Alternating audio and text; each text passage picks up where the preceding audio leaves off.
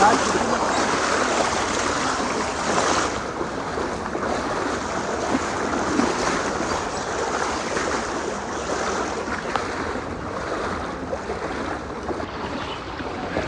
2026 সালের মানে 1991 সালে এরকম পানি উঠে নাই। 98 পানি তো বন্যে তো এরকম হয় নাই, 12 সালের বন্যে তো এরকম হয়। এই ধরনের পানি আমরা 1991 দেখেছিলাম, সর্বোচ্চ 24 ঘন্টা পর্যন্ত 12 ঘন্টা পর্যন্ত স্থায়ী ছিল, কিন্তু এরকম 2-3 দিন পর্যন্ত লাগাতার পানি কখনো আমাদের জীবনে দেখি নাই। এবছরেই ফার্স্ট দেখলাম।